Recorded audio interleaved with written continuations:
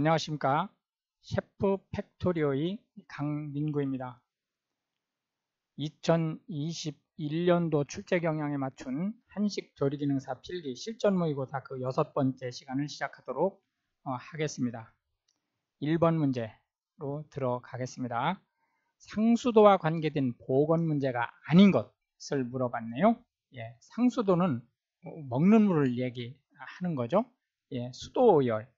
이거는 불결한 음용수에 대장균이나 잡균 등이 섞여 가지고 열이 나는 거예요. 예, 맞습니다.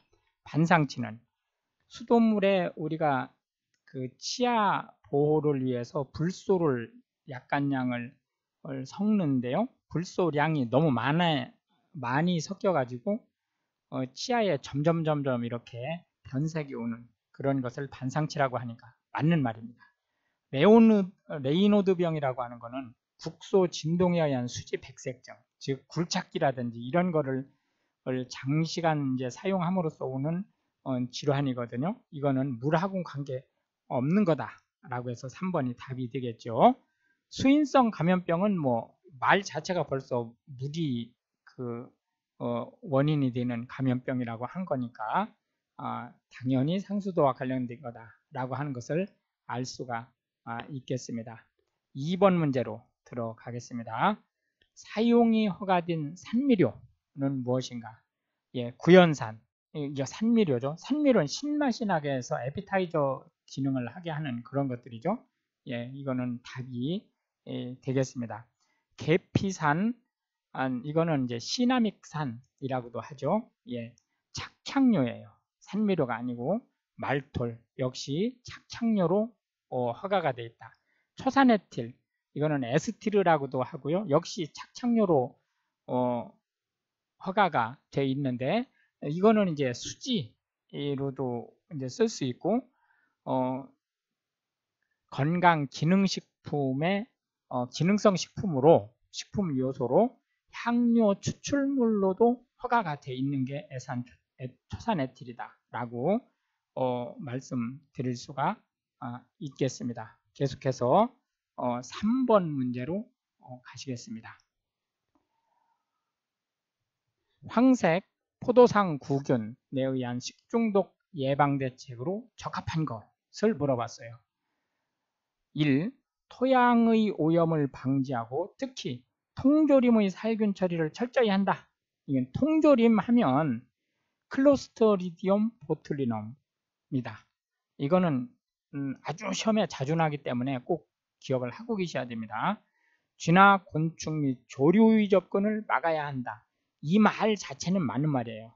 말 자체는 맞는 말이지만은 실제 위생곤충, 지금 얘기 나온 게 다 이제 위생곤충 관련된 것들이거든요. 위생곤충에 의한 것은 주로 감염병이지 식중독은 많지 않아요. 뭐 전혀 없다고 할 수는 없지만은 거의 없다고 봐도 큰 그 문제가 없다. 어패류를 저온에서 보존하며 생식하지 않는다. 예, 이 말도 맞는 말이긴 한데 이건 뭐에 관련된 거죠? 예, 비브리오와 관련된 거기 때문에 역시 답은 아니다. 화농성 질환자의 식품 취급을 금지한다. 예, 맞는 말이에요.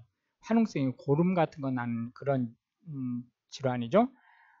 이걸 장갑 끼고 하면 되지 않겠느냐라고 생각하는 건 아주 위험한 생각이다.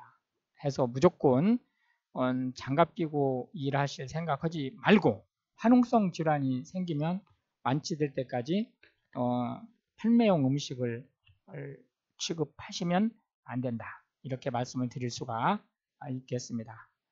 계속해서 4번 문제로 들어가시겠습니다. 식품 첨가물의 사용 목적이 아닌 것, 변질, 부패를 방지한다. 보존요죠. 예, 맞는 말이죠. 관능 개선을 한다. 보기 좋게 한다든지 쫄깃쫄깃 맛이 좋게 한다든지 또는 달콤하게 한다든지 그런 것들이죠. 예, 맞는 말이에요.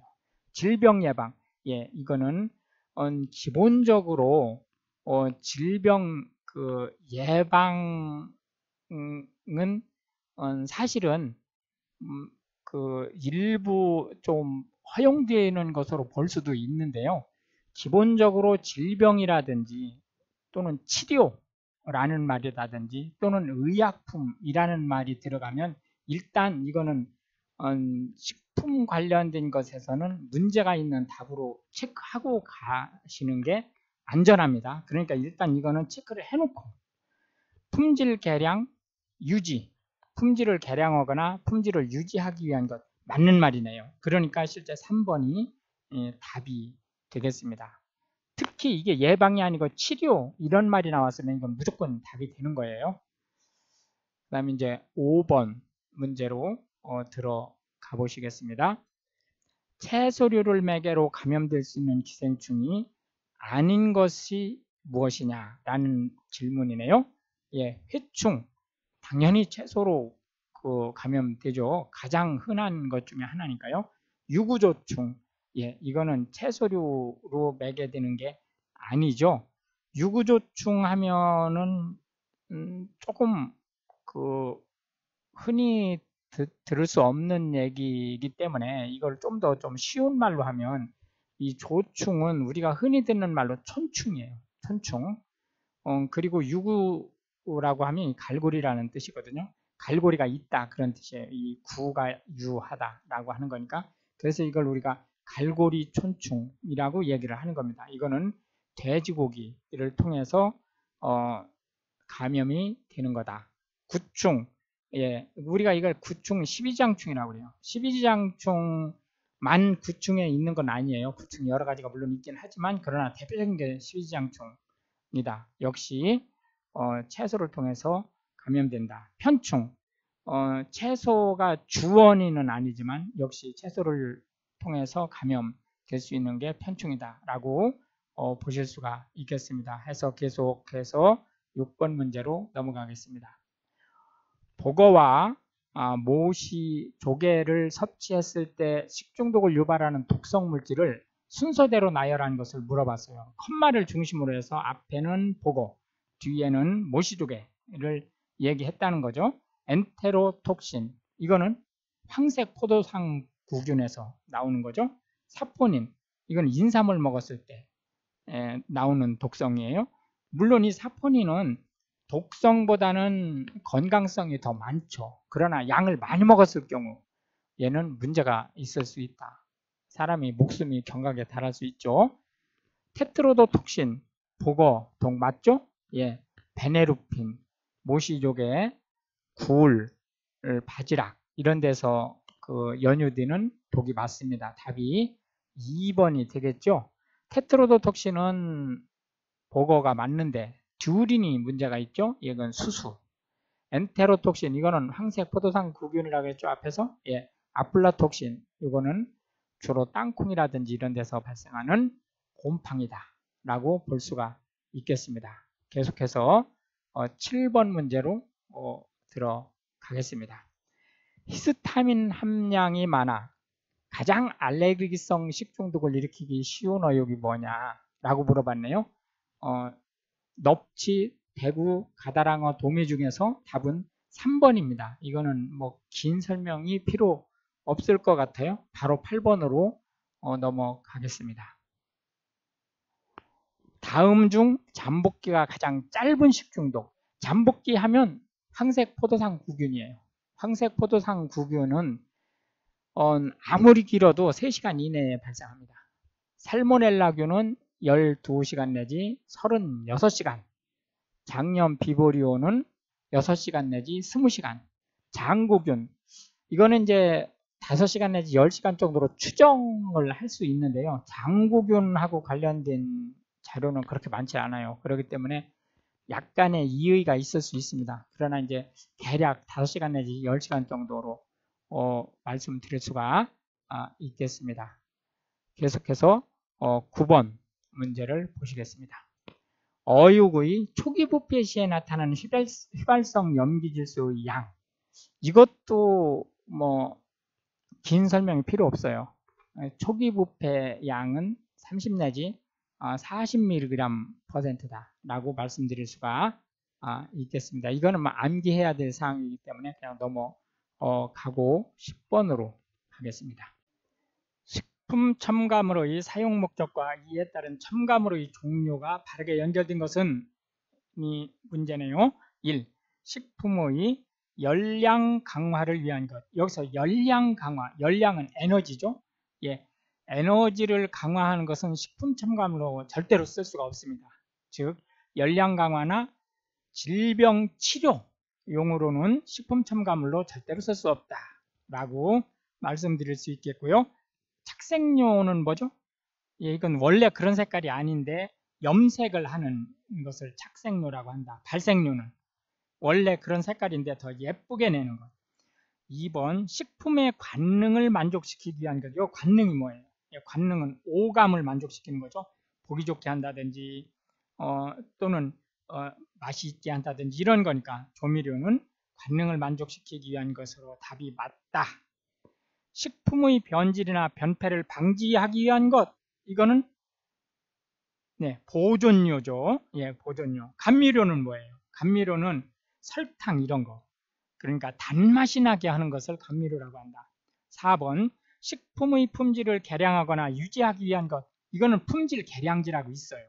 산미료는 뭐예요? 산미료는 신맛이 나게 하는 것을 산미료라고 한다. 해서 11번 문제로 넘어가겠습니다. 우유 가공품이 아닌 것을 물어봤어요. 치즈, 당연히 우유 가공품이죠. 버터, 우유 가공품이죠. 마시멜로, 예, 이거는 우유 가공품이 아니고 달걀과 젤라틴을 섞어서 만든 음식이에요. 예, 액상 발효유, 당연히 그 발효유니까 우유 가공품이다 라고 하는 것을 알 수가 있겠습니다. 계속해서 12번 문제로 들어가겠습니다. 라이코펜은 무슨 색깔이고 어떤 식품에 많이 들어있느냐 라고 물어봤네요. 라이코펜은 붉은색이에요. 그러니까 일단 답이 1번 아니면 2번 중에 있겠죠. 그런데 이거는 토마토나 수박, 감 쪽에 많이 들어있는 거다. 예, 익은 감, 홍시 쪽에 많이 들어있는 거다라고 보시면 되겠고, 당근, 호박, 살구 이거는 이제 빨간색이라기보다는 주황색이에요. 카르티노이드가 주로 들어있는 거고요. 그 다음에 이제 감이라든지 이런 데는 그 주황색, 고추의 그 노란색 계통, 주황색 쪽에 그 노란색 계통, 옥수수의 노란색 이쪽은 이제 주로 베타카로틴 관련된 부분이라고 보시면 되겠고, 새우에 있는 이건 이제 노란색이 아니고 이제 좀 붉은색이죠. 이건 안토시아닌이다 라고 말씀을 드릴 수가 있겠습니다. 13번으로 넘어가겠습니다. 효소적 갈변 반응에 의해 색을 나타내는 식품이 뭐냐라고 물어봤어요. 분말 오렌지. 오렌지는 변한 게 아니에요. 이 오렌지 자체가 색깔을 가지고 있는 거예요. 내인성, 베타카로틴을 가지고 있는 겁니다. 간장은 이건 아미노산이 반응을 해서 색깔이 까매지는 거예요. 캐러멜은 이거는 전분이 고온에 물이 없이 고온에서 변하는 해서 이제 그 진한 갈색으로 변하는 거죠. 예, 홍차 이거는 효소적 갈변 반응에 의해서 색깔이 붉게 변한다라고 하는 것을 알 수가 있겠습니다. 계속해서 14번 문제로 들어가겠습니다. 다음 냄새 성분 중 어류와 관계가 먼 것을 물어봤어요. 어류와 관계가 먼 것. TMA, 트리메탈아민, 당연히 그 어취의 주성분이에요. 그러니까 이건 어류와 관련된 거죠. 암모니아, 어류가 상했을 때 피페리딘 역시 마찬가지로 어류의 냄새다라고 하는 것을 알 수 있겠고요.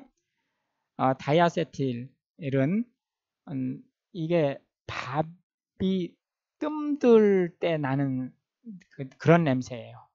물론 이제 다이아세틸은 액체죠. 버터 색깔의 액체인데 이게 냄새는 밥이 뜸들 때 나는 그런 냄새라고 말씀드릴 수 있겠고요. 당연히 어류와 관련된 게 아니다 해서 4번이 답이 되겠습니다. 계속해서 15번 문제로 가보시겠습니다. 이당류인 걸 물어봤어요. 이당류. 이당류의 대표적인 것은 수크로스, 자당, 서당이라고도 하는 설탕, 이거 맞는 거예요. 그 다음에 메가당, 메가당은 글루코스만 2개가 있는 거예요. 그 다음에 이제 유당, 젖당이라고도 하죠. 예, 그거는 포도당하고 갈락토스가 결합된 거다. 전분은 다당류예요. 그러니까 아니죠. 다당류는 전분하고 식이섬유 크게 2가지가 있어요. 그 다음에 과당, 단당류죠. 프록토스, 갈락토스는 유당을 구성하는 단당류예요. 그리고 여기 지금 빠져있는 글루코스, 전분의 구성성분이죠. 예, 그렇게 프록토스, 갈락토스, 글루코스가 단당류의 가장 대표적인 거다라고 말씀드릴 수가 있겠습니다.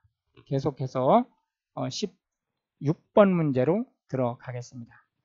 출입, 검사, 수거 등에 관한 사항 중 틀린 것. 이 말이 무슨 말이죠? 출입, 검사, 수거라는 말이. 예, 이거는 식품을 취급하는 기관이나 회사나 이런 장소에 그 공무원이 이 업무를 담당하는 식품 위생을 담당하는 공무원이 그 조사라든지 이런 것을 위해서 출입하거나 또는 그 샘플을 수거하는 그걸 얘기하는 거죠. 예. 1. 식품의약품안전처장은 검사에 필요한 최소량의 식품 등을 무상으로 수거하게 할 수 있다. 맞는 말이에요. 무상으로 수거할 수 있어요. 그 다음에 출입, 검사, 수거 또는 장부 열람을 하고자 하는 공무원은 그 권한을 표시하는 증표를 지녀야 하고 관계인에게 이를 내보여야 한다. 예, 꼭 예를 들어서 영장같이 이 공무원증, 그러니까 식품위생 담당 공무원이라고 하는 증표를 보여줘야 돼요. 그것을 보여주지 않으면 출입, 검사, 수거가 안 되죠. 예. 3번 시장군수 구청장은 필요에 따라 영업을 하는 자에 대하여 필요한 서류나 그 밖의 자료의 제출 요구를 할 수 있죠. 예, 맞습니다. 4번 행정원의 절차, 비용부담, 그 밖에 필요한 사항은 검사를 실시하는 담당 공무원이 임의로 정한다고 했어요. 임의로. 예, 임의로 정한다는 말 때문에 문제가 있죠. 해서 4번이 답이 되겠는데 행정응원이 무슨 말이죠? 행정응원. 예, 이 행정응원이라고 하는 거는 공무를 수행을 하는데 그 담당자만으로는 역부족이에요. 그래서 다른 파트의 인원이라든지 물자라든지 또는 시설이라든지 이런 것들을 그 지원받는 그거를 행정응원이라고 얘기를 하는 거고요. 여기에 따른 이제 제반사항은 규정으로 정해져 있다라고 말씀드릴 수 있겠고요. 17번 문제로 들어가겠습니다. 식품위생법상 식품위생의 대상에 들지 않는 것. 예, 식품 및 식품 첨가물 당연하죠. 이건 뭐 가장 중요한 거니까요.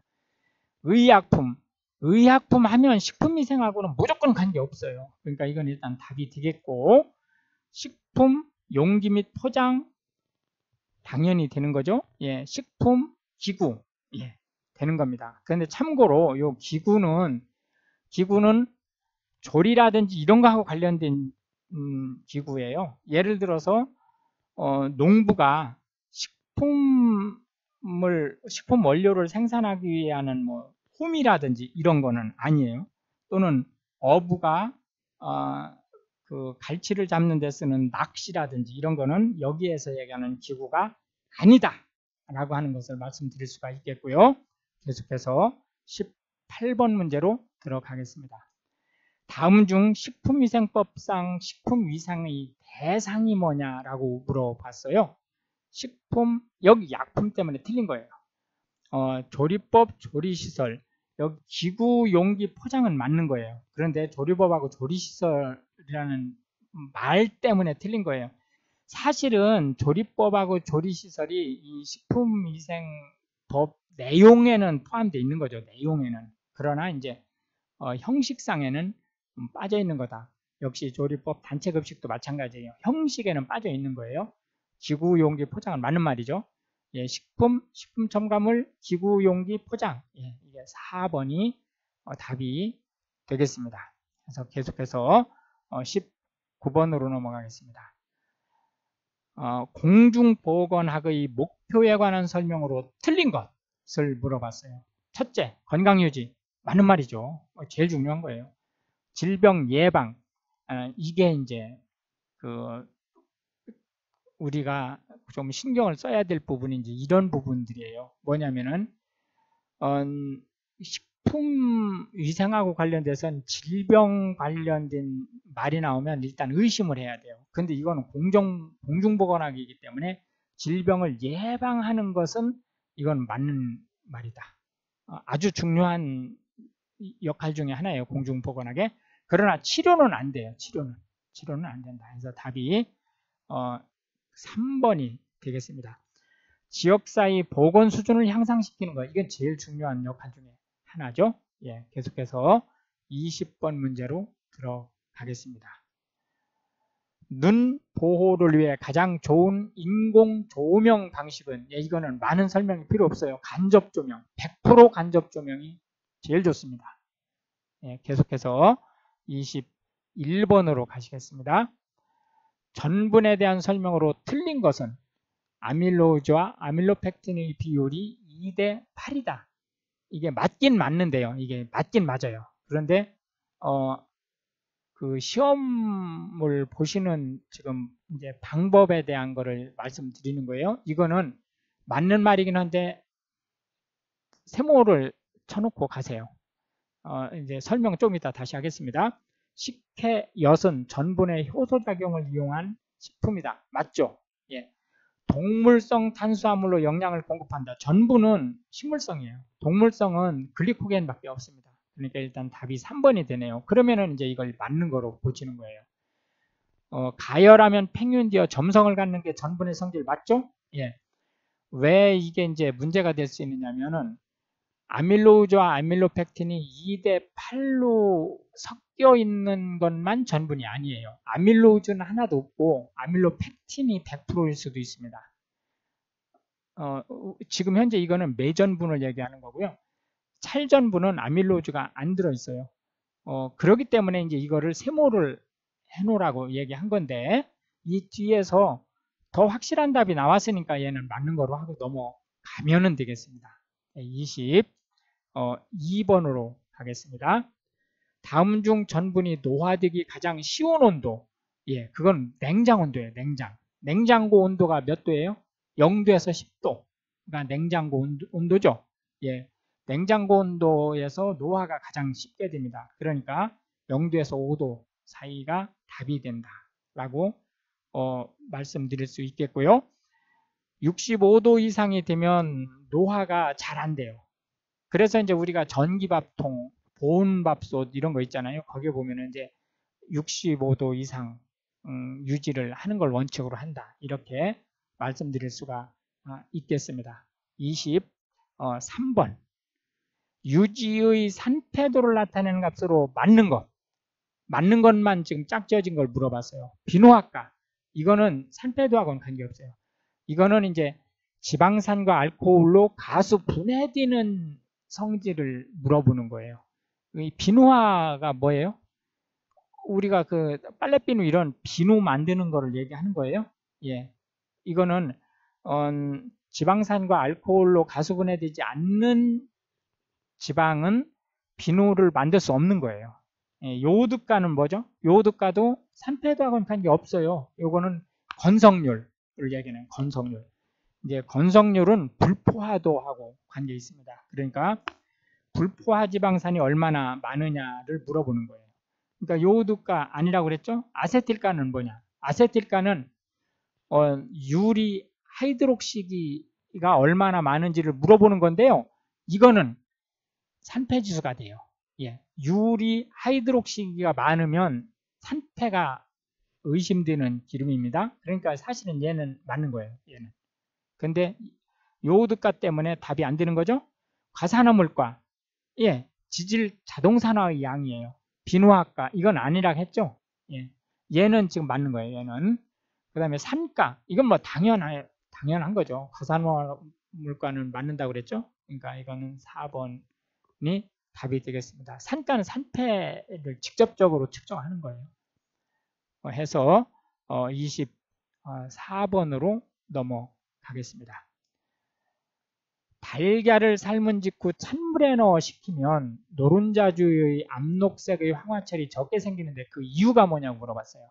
예, 이거는 답이 2번입니다. 황화수소가 난각을 통해서 외부로 발산되기 때문에 그래요. 그래서 녹변, 이게 녹변이죠? 녹변이 발생하지 않는다. 녹변이 발생되는 기작은 뭐예요? 난백에 있는 황이 가열을 받아서 황화수소가 되죠. 거기에서 한 15분 이상 더 가열을 시키면 난황에 있는 철이 황화수소하고 반응을 해서 녹색이 되는 거죠. 네, 계속해서 25번 문제로 넘어가겠습니다. 다음 중 결합수의 특징이 아닌 것을 이라고 물어봤어요. 모든 식품에 있는 물은 자유수와 결합수 딱 두 가지로 나눠져요. 결합수는 뭐냐면 식품하고 단단히 밀착되어 있기 때문에 식품에서 떨어져 나가질 못해요. 물이.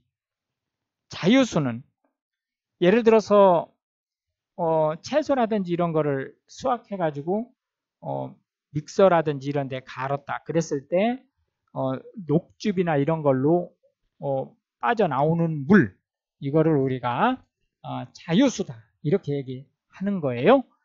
용질에 대해 용매로 작용하지 않는다. 맞는 말이에요. 결합수는 용매로 작용하지 못해요. 용매와 용질이 무슨 말이죠? 예, 이거는 조금 쉽게 설명하면 설탕물을 얘기하면 돼요. 설탕물의 용질은 설탕, 용매는 물. 그리고 용질이 녹아있는 용매를 우리가 용액이라고 얘기하는 거예요. 자유수보다 밀도가 크다. 예, 맞아요. 왜냐하면 식품하고 연결되어 있으니까. 식품에서 미생물의 번식과 발화에 이용되지 못한다. 맞는 거예요. 왜냐하면 물로 분리가 안 되니까. 대기 중에서 100도씨로 가열하면 수증기가 된다? 안 되죠. 식품에서 분리가 안 된다니까요. 물이.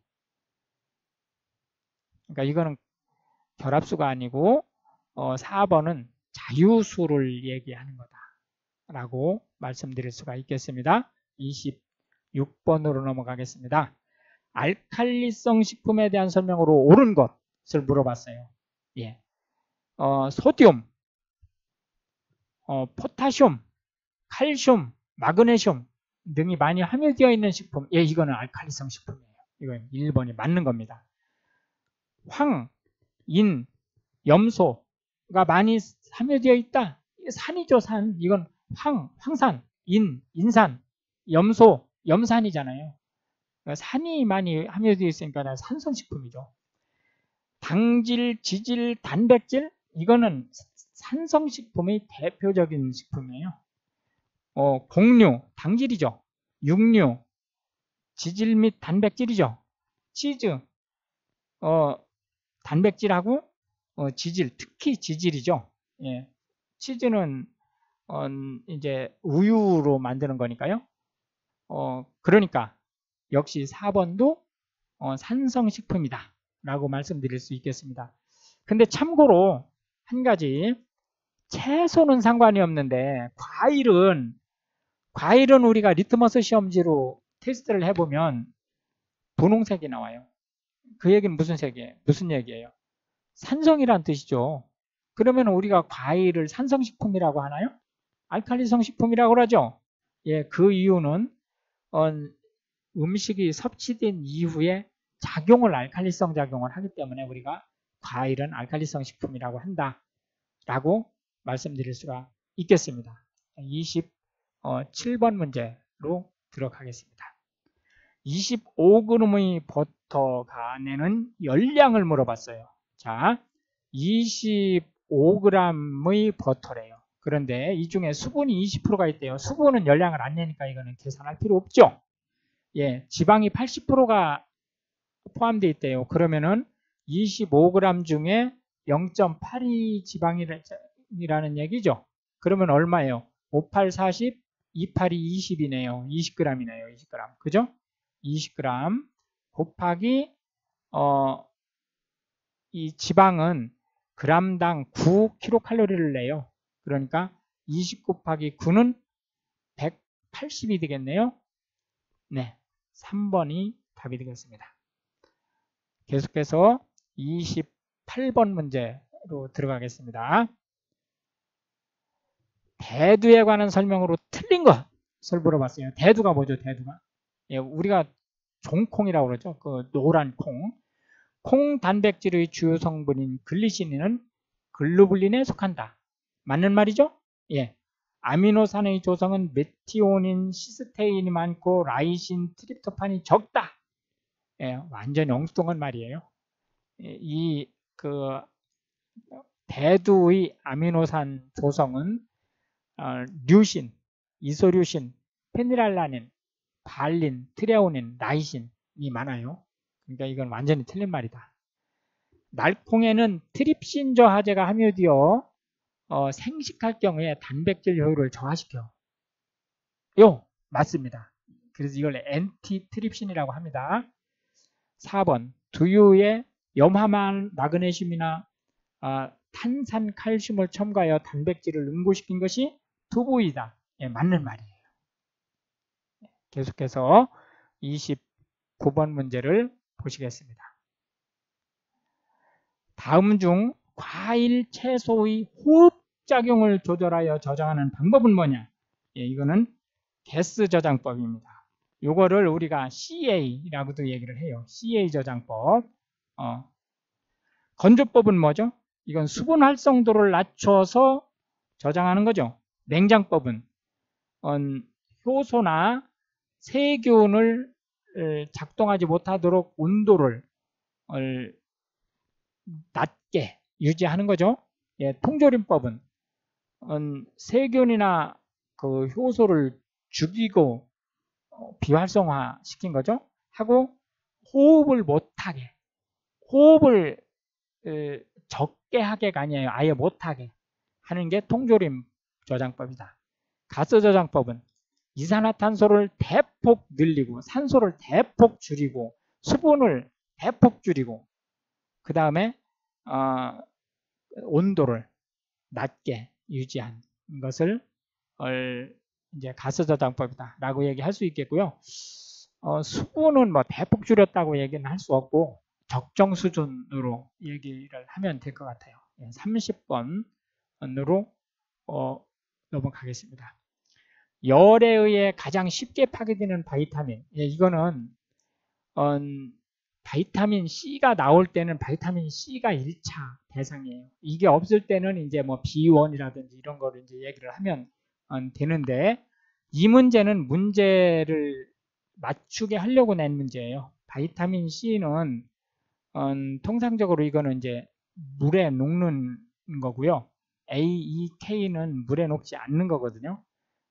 B하고 C만 물에 녹아요. 근데 B하고 C 같이 물에 녹는 것이 주로 이제 열에 문제가 생기는 거죠. 예, 계속해서 31번 문제로 가보시겠습니다. 다음 중 조리용 기기 사용이 틀린 것을 물어봤어요. 1번 필러, 감자, 당근 같은 것 껍질을 벗기는 거 맞죠? 예, 이 필이란 뜻이 껍데기란 뜻이니까요. 예, 슬라이서, 쇠고기를 간다? 예, 틀린 말이죠. 이거는 얇게 저미는 거죠. 예, 새미기, 이거는 이 미가 쌀이란 뜻이에요. 새가 세수할 때 세자니까 쌀을 씻는 것이죠. 예, 믹서는 이건 뭐 설명을 안 드려도 뭐 될 것 같습니다. 예, 32번 문제로 들어가겠습니다. 김에 대한 설명 중 옳은 것을 물어봤어요. 붉은색으로 변한 김은 불에 잘 구우면 녹색으로 변한다. 예, 틀린 말이에요. 여기서 붉은색이라기보다는 좀 자주색이죠. 자주색으로 변하는 김은 천연김만 자주색으로 변해요. 예를 들어서 염산을 잔뜩 쏟아붓다든지 또는 성장발육 촉진제를 잔뜩 부었다든지 또는 이제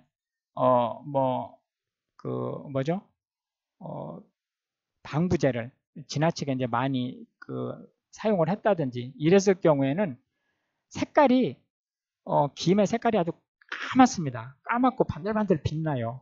정말로 보기가 좋고, 그리고 또 이제 얇게 뜰 수 있어요. 예, 그런 것들은 천연김이라고 할 수가 없어요.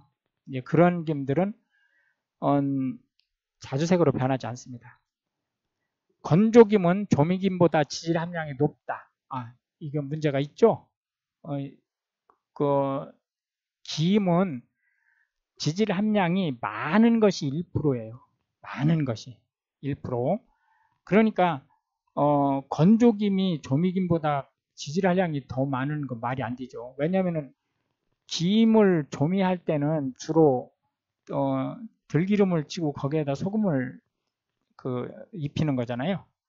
김은 칼슘, 칼륨, 이거 포타슘이라고 그러죠? 풍부한 알칼리성 식품이다. 맞는 말이죠? 예, 그러니까 답이 3번이 되겠습니다. 김의 감칠맛은 단맛과 지미를 가진 시스틴, 매니트 때문이 아니고 글루탐산 때문이에요. 글루탐산. 우리가 글루탐산 그러면은 뭐를 맨 처음 생각하죠? 다시마를 맨 처음 생각하죠? 다시마 다음에 김이 많은 거예요. 예, 계속해서 33번 문제로 가시겠습니다. 날콩에 함유된 단백질 체내 이용을 저해하는 것. 이건 트립신을 저해하는 거예요. 트립신의 섭취를 저해하는 안티트립신이다 해서 답이 4번이 되겠습니다. 34번 문제로 넘어가겠습니다. 다음 중 간장의 지미 성분, 그러니까 구수한 그런 성분을 얘기하는 거죠. 예, 포도당, 이거는 전분의 최소 단위 성분이에요. 예, 전분은 맛이 없어요. 전분은 이게 이제 분해가 돼서 포도당이 돼야만 단맛이 나는 거예요. 글루탐산, 얘가 답이죠. 아스코르빅 에이시드는 바이타민 C예요. 시큼하죠. 그죠? 이 글루탐산을 우리가 MSG라고 하는 얘기를 많이 하잖아요. MSG. 이 MSG 하면 우리나라 사람들은 조금 거부 반응을 많이 일으키는데, 이 MSG의 메인 성분이 글루탐산이에요. 이게 모노소듐 글루타메이트라는 뜻이에요. 이 글루타메이트가 글루타믹을 얘기하는 거거든요. 그러니까 이 소듐이 나트륨이잖아요. 나트륨 성분이 하나인 글루탐산 연합 분자를 MSG라고 하는 거다. MSG는 기본적으로 천연 조미료다 라고 말씀을 드려도 크게 잘못되지 않았다라고 말씀드릴 수가 있겠습니다. 계속해서 35번으로 넘어가겠습니다. 스파게티와 국수 등의 이용기는 문어나 오징어의 먹물 색소는 뭐죠? 예, 멜라닌이죠. 예, 답은 멜라닌이 되겠습니다. 우리가 멜라닌 하면 잘못 생각해서 이제 멜라민 해가지고 우리가 용기로 식당에서 많이 사용하는 용기로 이제 착각할 수 있는데, 이건 멜라닌입니다. 예, 타우린, 이것도 역시 오징어에 많이 있는 거예요. 근데 이거는 아미노산이다. 그렇게 말씀드릴 수가 있겠습니다. 미오글로빈은 이건 색소 단백질이에요. 이제 피라든지 또는 근육에 있는 적색, 이게 미오글로빈 때문에 나는 거고요. 히스타민은 이건 히스티딘으로부터 변질된 거예요. 알러지 작용을 일으키는 성분이다. 이렇게 말씀드릴 수가 있겠습니다. 계속해서 36번 문제로 가보시겠습니다. 냉동 생선을 해동하는 방법으로 위생적이며 영양 손실이 가장 적은 경우, 냉동 생선은 무조건 완만 해동을 시켜야 돼요. 완만 해동을. 완만 해동 시키는 가장 권장되는 방법이 냉장고 안에서 해동하는 겁니다. 냉장고 안에서. 그러니까 답이 일단은 3번이 되겠죠. 만약에 급하다. 그러면은 어떻게 해야 돼요? 둘 중에 하나로 하면 됩니다. 하나는 전자레인지에다가 해동시키든지, 두 번째로는 그냥 직접 해동시키지 말고 직접 음식을 하는 거예요. 18 내지 22도 섭씨의 실온에 두는 건 이거는 금지사항이에요. 40도의 미지근한 물에 담가두는 것도 금지사항이에요. 그나마 이제 뭐 권장할 거는 아니지만 그나마 이제 그 허용하는 거는 흐르는 물에 담가두는 게 아니고 흐르는 물에 넣어두는 거죠. 예, 그런데 이 온도가 가능한 한은 이제 상온 밑에 물을 쓸 수 있으면 이제 좋다라고 이제 볼 수가 있겠습니다. 계속해서 37번 문제로 들어가겠습니다. 다음 식품 중 직접 가열하는 급속 해동법이 많이 이용되는 것은 이게 이제 조금 아까 급속 해동을 하는 방법 전자레인지하고 그 음식을 직접 하는 것을 얘기했죠. 예. 네. 이거는 주로 직접 가열하는 급속 해동법은 반조리 식품에 해당된다. 이렇게 이제 볼 수가 있겠습니다. 계속해서 38번 문제로 가보시겠습니다. 완두콩을 조리할 때 정량의 황산구리, 이 구리를 첨가하면 어떤 현상이 있죠? 예, 이거는 색깔을 유지하는 거예요. 그러니까 답이 4번 녹색을 보유한다 라고 말씀드릴 수가 있겠습니다. 비타민이 보강된다든지 무기질이 보강된다든지 또는 냄새하고는 상관이 없는 거예요.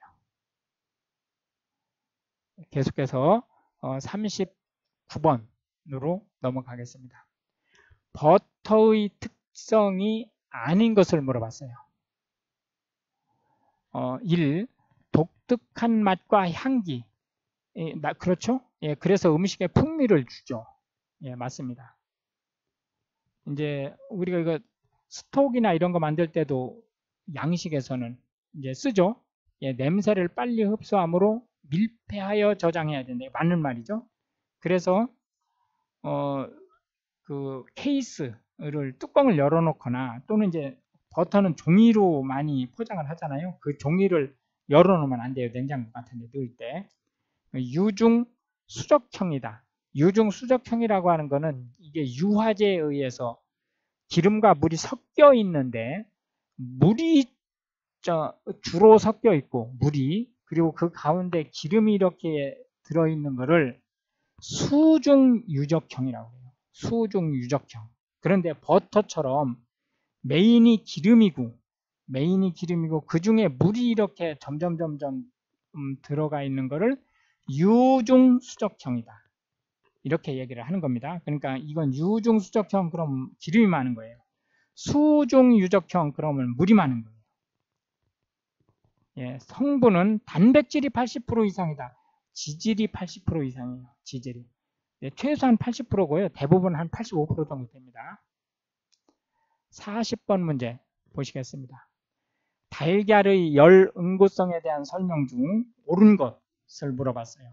식초는 응고를 촉진시킵니다. 식초는 왜 그러냐면 달걀의 등전점이 약간 산성이에요. 그렇기 때문에 식초를 넣으면 산성으로 내려가기 때문에 달걀의 등전점이 돼요. 등전점에서 제일 응고가 좋게 됩니다. 최대에 이르게 되는 거예요. 소금은 응고 온도를 낮춰준다. 이건 맞는 말이에요. 설탕은 응고 온도를 내려주어 응고물을 연하게 하는 게 아니에요. 설탕은 응고를 지연시키긴 하는데 응고 온도를 상승시켜요. 그래서 이제 이게 온도를 내려준다고 하는 말 때문에 틀렸다. 그 다음에 온도가 높을수록 가열 시간이 단축되어 응고물은 연해진다. 이거는 섭씨 80도가 넘어서면 달걀은 단단해져요. 이게 연해지는 게 아니고 단단해집니다.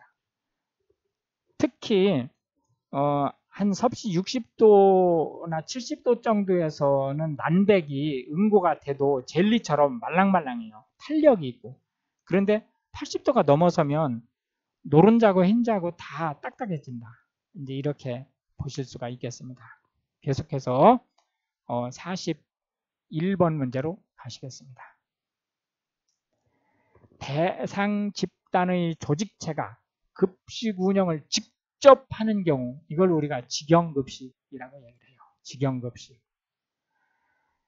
위탁급식이라고 하는 것은 직영의 반대죠.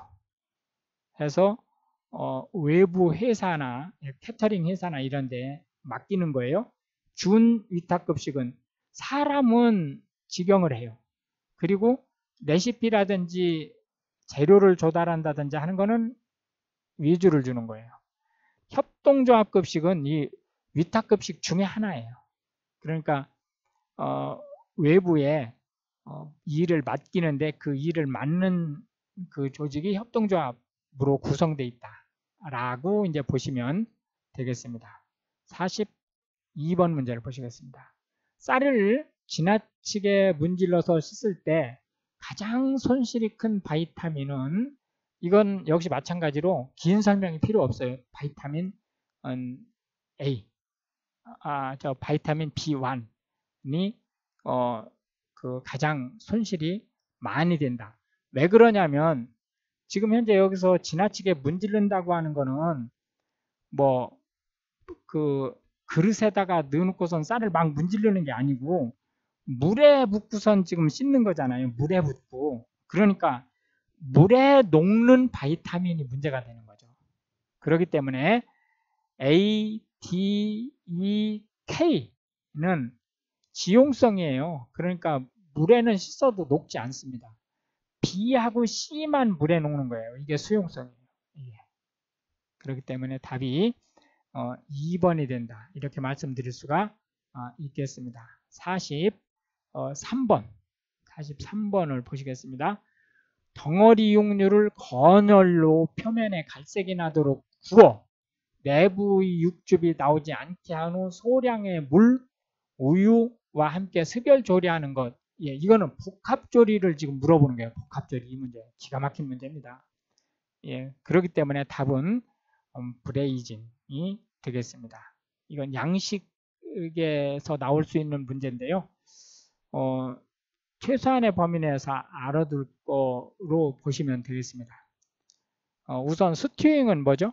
이건 그 조금 긴 시간, 약간 낮은 온도에서 긴 시간 끓이는 거예요. 습열조리죠. 브로일링은 석쇠처럼 생긴데 직화로 굽는 거죠. 건열조리죠. 로스팅은 역시 건열조리죠. 그 팬이라든지 또는 공지로 볶거나 굽는 거를 로스팅이라고 한다. 그러니까 복합조리는 1번이 되겠습니다. 계속해서 44번 문제로 넘어가겠습니다. 밀가루 반죽 시 넣는 첨가물에 관한 설명으로 옳은 것을 물어봤어요. 유지는 글루텐 구조 형성을 방해하여 반죽을 부드럽게 한다. 옳은 것을 찾으라겠는데 1번은 맞네요. 벌써 답이 나왔습니다.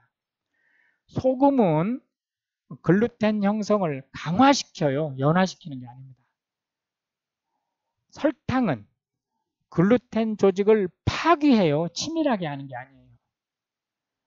달걀은 이게 이제 식었을 때, 특히 식었을 때 글루텐 형성을 강화합니다. 물론 이제 가열을 해도 역시 마찬가지지만 특히 식었을 때는 더 강화시킨다. 그래서 답이 1번이 되겠습니다. 참고로 1번 같은 경우 유지가 글루텐 구조 형성을 방해해서 반죽을 부드럽게 하긴 하는데 신장도는 늘려줘요. 이게 오히려. 그 얘기는 무슨 얘기냐면 이렇게 쭉쭉 늘어나게 하는 거 있죠. 그 성질은 오히려 더 강화시킨다라고 하는 것을 참고로 아시면 되겠습니다. 45번 문제를 보시겠습니다. 단체급식 시설별 고유의 목적과 거리가 먼 것.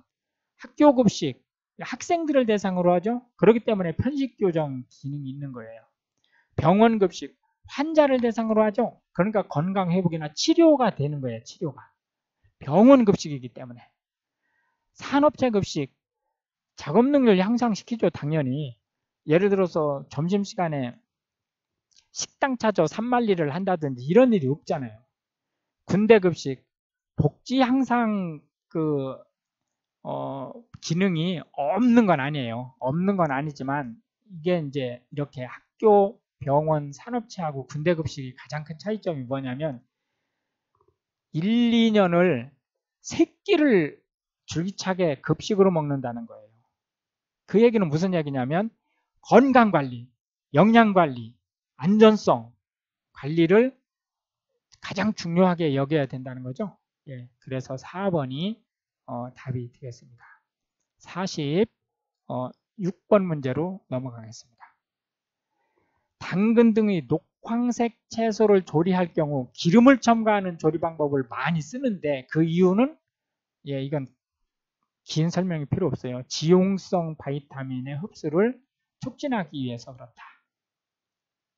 라고 말씀드릴 수 있겠습니다. 57번으로 가보겠습니다. 조리장의 입지 조건으로 적당하지 않은 곳, 급 배수가 용이하고 소음, 악취, 분진, 공해 등이 없는 곳. 맞는 말이죠. 예.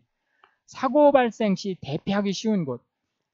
단체 급식소는 한 번에 50명 이상이 먹는 거예요. 그렇기 때문에 사고 발생했을 때 대피하기가 무조건 쉬워야 됩니다. 조리장이 지하층에 위치하여 조용한 곳. 예. 지하층에 위치하는 건 어쩔 수 없을 때예요.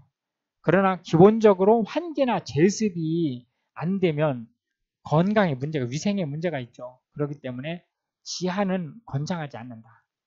재료의 반입, 오물의 반출이 편리한 곳. 맞는 말이죠. 48번 문제로 넘어가겠습니다. 생선의 조리 방법에 관한 설명으로 옳은 것을 물어봤어요. 생선은 결체 조직은 옛날 말이에요. 지금은 결합 조직이라고 합니다. 결합 조직의 함량이 많으므로 습열조리법을 많이 이용한다. 아니죠. 이게 습열조리법은 이용하는 거는 맞아요. 그러나 결체 조직이 많은 거는 틀리다. 생선은 결합 조직이 많지 않아요. 지방 함량이 낮은 생선보다는 높은 생선으로 구이를 하는 것이 풍미가 더 좋죠. 예, 맞죠? 예, 그러니까 답은 일단은 2번이 되겠습니다. 생선찌개를 할 때 생선 자체의 맛을 살리기 위해 찬물에 넣고 은근히 끓이면은 생선살이 다 물르죠. 모양 유지가 안 됩니다. 선도가 낮은 생선은 조림 국물의 양념을 담백하게 하여 뚜껑을 닫고 끓인다. 문제가 있죠. 선도가 낮은 것은 지금 신선하지 않은 거라는 거니까 냄새 나는 거잖아요. 이거는 담백하게 하는 게 담백하게 하는 게 아니고 조금 이제 스파이시하게 하고 뚜껑을 열고 물이 끓은 다음에 뚜껑을 열어놔야죠.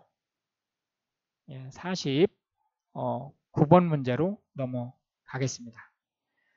전분을 주재료로 이용하여 만든 음식이 아닌 것. 전분이 주재료가 아닌 것을 물어봤어요. 도토리묵, 전분이 주재료죠. 크림 수프, 역시 마찬가지로 전분이 주재료죠.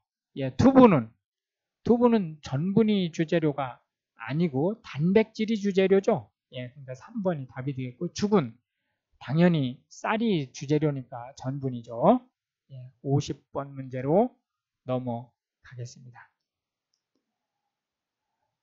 전분의 가수분해에 해당되지 않는 것을 물어봤어요. 자, 이거는 동화냐 이화냐를 물어보는 거예요. 동화는 뭐예요? 동화라고 하는 거는 작은 것들이 뭉쳐서 큰 게 되는 게 동화예요. 이화라고 하는 건 거꾸로예요. 큰 것이 쪼개져서 작은 것이 되는 거예요. 식혜, 엿 등이 전분의 가수분해되어 생기는 거죠. 이거는 이화 되는 거죠. 전분의 당화이다. 이것도 역시 마찬가지로 이화되는 거죠. 전분은 큰 거고 당은 작은 거니까. 3번. 효소를 넣어 최적 온도를 유지시키면 탈수 축합 반응이 된다. 이거는 탈수 축합 반응은 동화 작용이에요. 그래서 답이 3번이 되겠습니다. 전분을 산과 함께 가열하면, 여기 산이 뭐예요? 에시드, 그죠? 예, 신맛 나는.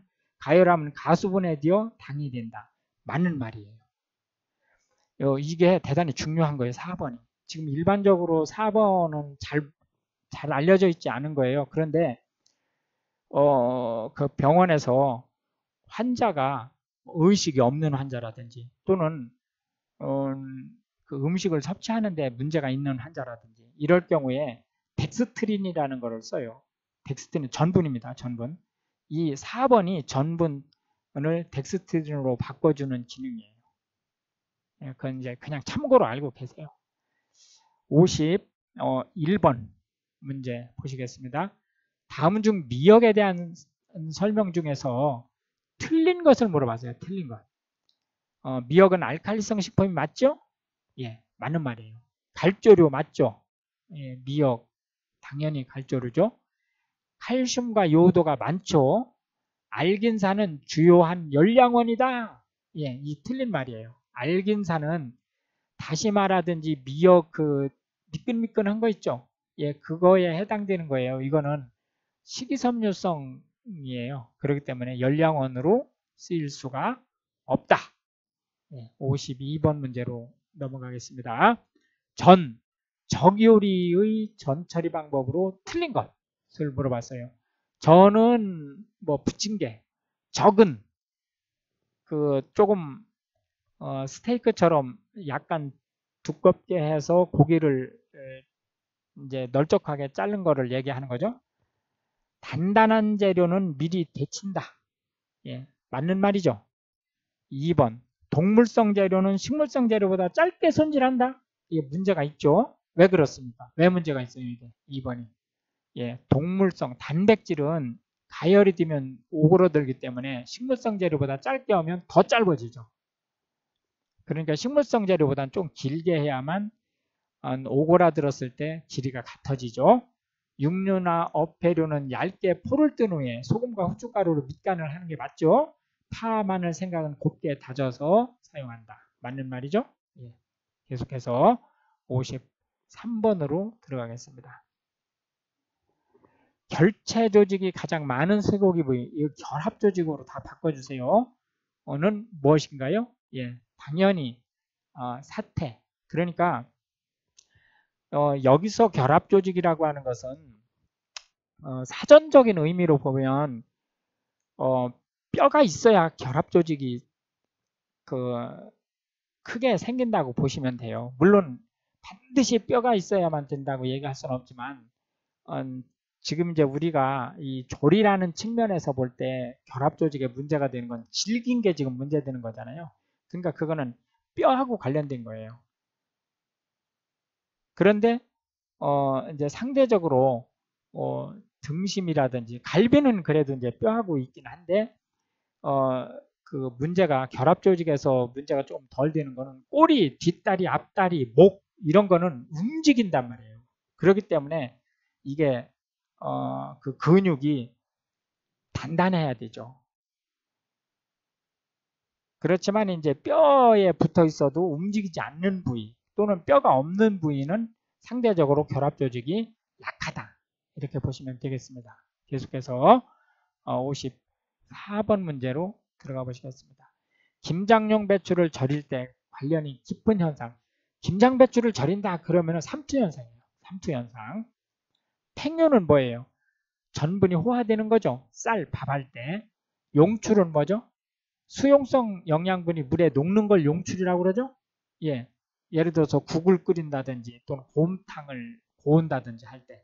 능동확산은 뭐예요? 이거는 포도당이 세포 내로, 그러니까 음식을 섭취해서 그 포도당을 소화시켰어요. 그러면 그거를 이제 세포 내로 흡수해야 되잖아요. 그때 능동수동으로 그 뭐죠? 흡수를 하게 되는 거죠. 그런데 우리가 이 능동이라는 말과 수동이라는 말이 이제 있는데, 이 수동은 예를 들어서 누가 옆에서 누가 방귀를 꼈다. 그럼 이 냄새가 그냥 자동으로 온 방에 다 이렇게 퍼지잖아요. 그건 수동이에요. 여기서 능동은 에너지를 쓴다는 뜻입니다. 예, 계속해서 55번으로 가겠습니다. 삶는 떡의 종류. 예, 삶는 떡은 경단이 대표적이에요. 대표적인 게 경단입니다. 인절미, 치는 떡, 송편, 찌는 떡, 볶음이, 지지는 떡, 기름으로 지지는 떡을 얘기하는 거죠. 예, 그래서 56번으로 넘어가겠습니다. 습열조리법이 아닌 것을 물어봤어요. 습열조리라는 건 물로 조리를 하는 거죠. 예, 데치기 당연히 습열조리죠. 삶기 역시, 찌기 당연히, 예, 이 찌려면은 김으로 찌는 거니까 물이 당연히 있어야 되죠. 예, 볶기, 예, 이거는 습열조리법이 아니다라고 하는 것을 볼 수가 있겠습니다. 볶기가 주로 이제 기름으로 볶던지 또는 공기나 그 직화, 전도열, 그 프라이팬이나 이런 데에 직화된 것을 팬의 전도열로 익히는 것을 이제 우리가 볶기라고 얘기를 하니까요. 건열조리로 보시면 되겠습니다. 계속해서 57번. 음식점 넓이를 기준으로 조리장 면적은 얼마가 가장 적절한가? 예, 이건 답이 암기하셔야 돼요. 3분의 1. 3분의 1입니다. 그런데 여기서 이제 한 가지 참고하세요. 이거는 일반 식당을 얘기하는 거니까요. 이 숫자를 기억을 하세요. 이 숫자를. 그런데 이게 이제 그 단체급식소처럼 순환율, 고객의 이제 순환율이 그 정해져 있는데, 또는 카페테리아 같은데, 이런 데는 이게 퍼센트가 조금 줄을 수 있어요. 예를 들어서 1인당 면적도 일반 식당은 1.2 내지 1.7 평방미터거든요. 그런데 이제 카페테리아라든지 구내식당 같은 경우는 1평방미터로 얘기할 수 있고요. 또 조리장도 20%로 얘기할 수 있습니다. 그러니까 이제 그 부분은 참고하시고요. 일반 식당에서는 1.2 내지 1.7 1인당 그 면적이 평방미터, 그리고 식당의 3분의 1이 조리장 면적이 돼야 된다. 그리고 조리장은 보여야 돼요. 바깥 식당에서. 네, 그렇게 말씀드릴 수 있겠고요.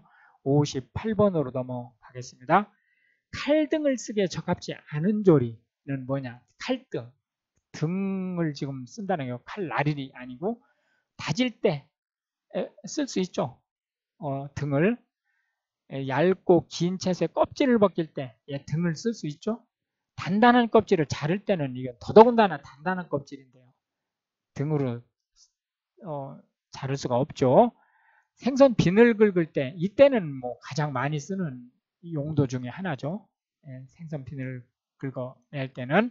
그래서 59번으로 넘어가겠습니다. 조개 등을 해감시킬 때 소금물의 농도는, 이거는 바닷물 농도하고 비슷하게만 돼요. 보통 바닷물 농도가 한 3.5% 정도 되니까요. 한 3% 정도에 맞추시면 된다. 이렇게 보시면 되겠습니다. 60번으로 넘어가겠습니다. 쌀에 부족한 영양소 보충 측면으로 가장 좋은 음식은 뭐냐? 이거는 쌀에 부족한 영양소의 대표가 라이신이에요. 라이신.